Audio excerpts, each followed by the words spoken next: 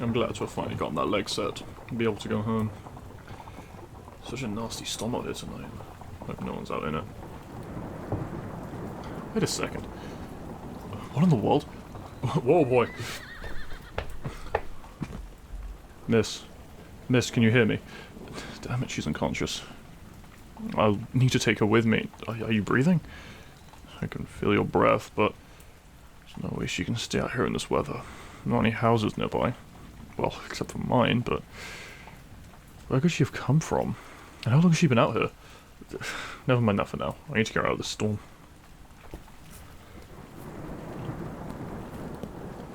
Please wake up. I need you to wake up soon. Until you do, I won't know the extent of your injuries. You're shivering horribly. We'll be there soon. Just hang on. Once I have more supplies and light, I can do much more.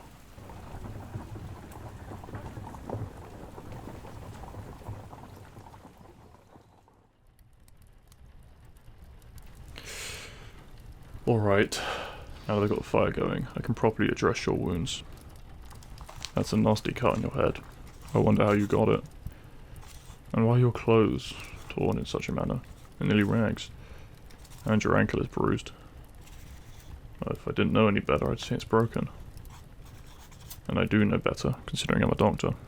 I should really set that before you have a chance to wake up and make it worse by moving. Your pulse is awfully weak. Well, you are breathing. It's very shallow. Possible broken ribs. And who knows what other injuries you might have. I hate to think what might have happened to put you in this position. Oh good, you're awake.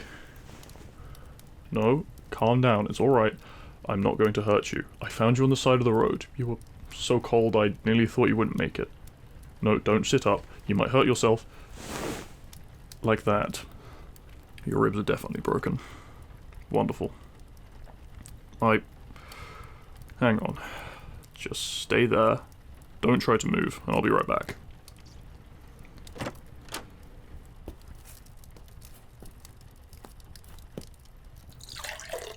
Here, try drinking this. It should help with the pain.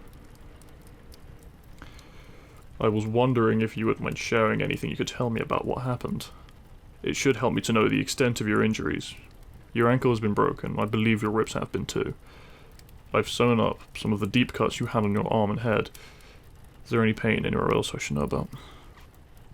Oh, my apologies. I'm Dr. Gray, but you can call me Ash. And who might you be? Lady Woodwort? What are you doing here? I had heard you were to be at Lord Graves'. He did what?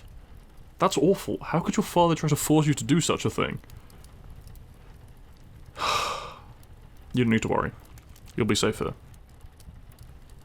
Well then, we'll just have to figure something out, won't we? First things first, you need time to heal from your wounds. You need to stay in bed long enough to get your strength back. Really, Lady Woodwort, it's no trouble. Even if your father tries to cause problems, my job is to heal people, and right now, in order for you to heal, you need to be far away from him. I'm afraid it's the doctor's orders, my lady. You must rest and heal. If you don't, I may have to take extra care to ensure your safety. Let's not think about what everyone is thinking about your whereabouts now, shall we? What is that? The methods to ensure her safety. Very well. I shall leave you to rest. I'm sure the medicine I gave you is making you quite tired.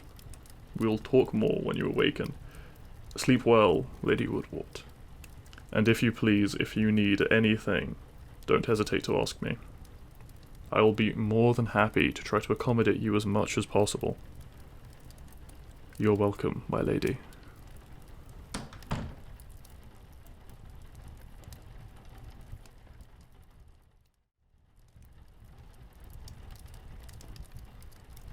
No, you need to get out of my home.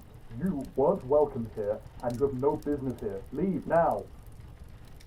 Well then I think you need to reconsider the way you treat your daughter, don't you, Lord Woodwort? Now leave before I get someone much more forceful than I to remove you.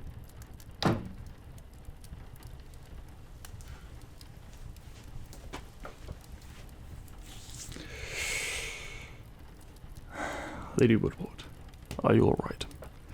I heard you call out. I couldn't tell if you were still asleep or not.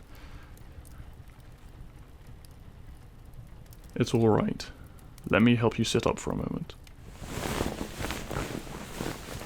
You're burning up with a fever.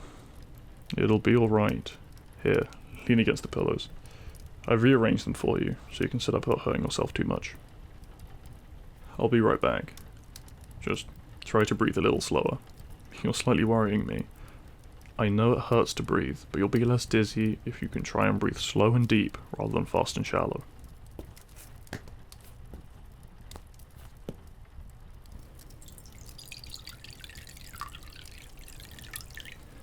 Here, let me wipe your face with this cloth. It should feel good.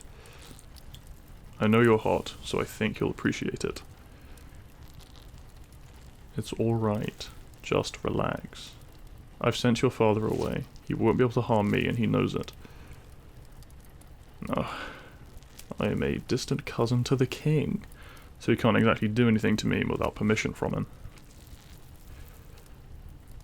No, not many know. But your father does, because he came barging into a private meeting between my cousin and I. He was not well accepted that day. As a matter of fact, why were you to be at Lord Graves? I've wondered why your father was so insistent for you to go with him. My cousin has other arrangements for both of his sons. My cousin will hear of this. Defying the king is quite an offense, especially from a man already on thin ice. Don't worry. Your father will likely lose his status and won't be able to do anything. Especially after I make a request. The king respects me a great deal, and has told me many times that anything I want I can have. I believe I know what to ask of him now. No, just trust me on this. Give me but a few moments, and I will return. Keep bathing your face in the cool water. It may help bring the fever down.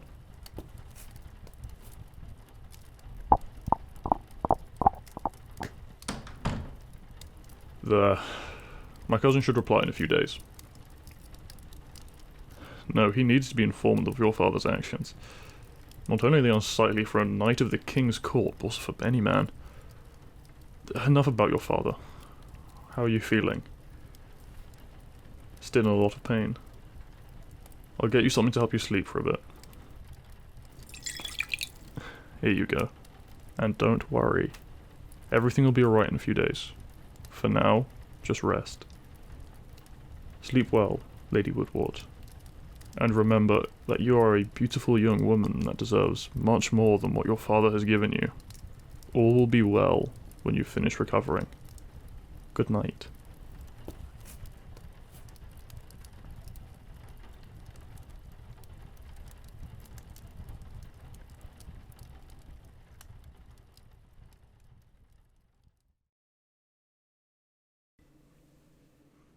As I've been recording, I've been working my way through a bowl of cherries. I think I'm allergic to cherries.